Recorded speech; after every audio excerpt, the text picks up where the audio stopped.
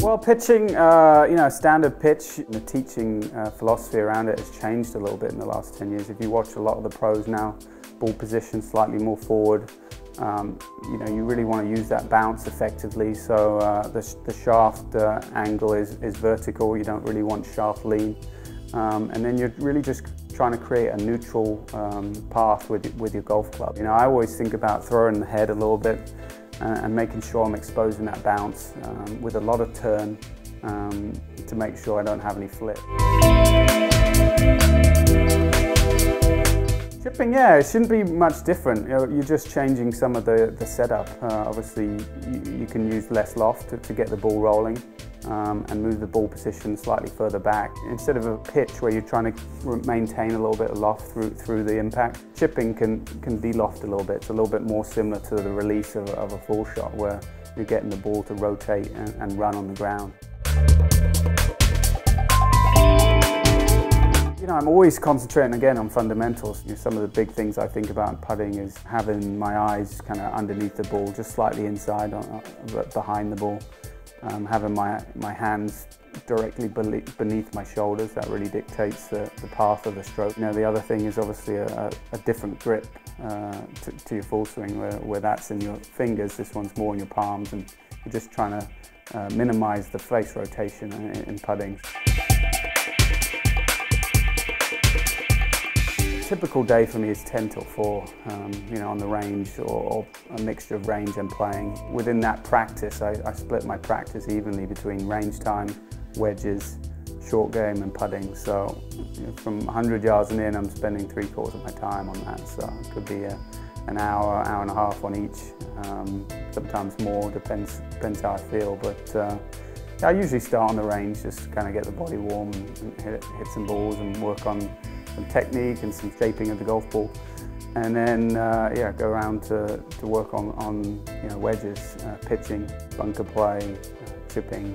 Just kind of going through all the different things, and then sometimes I'll challenge myself with some drills that I need to do, and obviously a lot of time on putting as well, fundamentals, speed work, general alignment. So there's quite a lot that goes into it, and a lot of thought that goes into it. I think I had that base of natural ability. That you kind of need to work off. Some people find it harder than others. The game sort of came reasonably easy to me as a kid, and I guess that's why I fell in love with it. I just loved playing it because I was pretty decent at it. So, the practicing really was just putting in the time. Because I did have that real joy for it.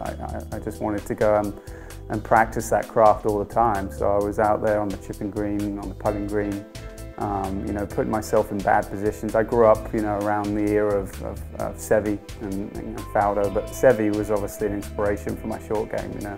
He was one of the greatest ever of all time around the greens, and his imagination and touch. And I remember in practice, I would put myself in plug lies and deep rough and the edge of trees or something, and just try and get up and down. And it's that kind of imagination and kind of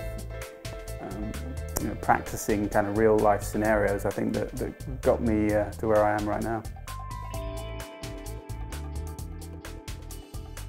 Certainly a short game test that my coach Pat Goss has come up with. It's 100 shots, involves putting and chipping. You're just trying to get to a score.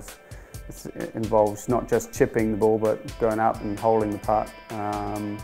Different yardages, different shots, different amounts of green that you have to land it in. I'm fortunate to play at a golf course where there's a lot of other tour pros, so if someone's around, I'll try and have a bit of a contest with them. Just, again, put yourself under pressure and kind of simulate that real life scenarios. In putting, I have a lot of drills, 4 to 8 foot drill that I use a lot. And you can use that at different distances, 10 to 15, 15 to 20. There's a certain number of putts you're meant to make out of 20 attempts. A lot of speed work in kind of a box drill.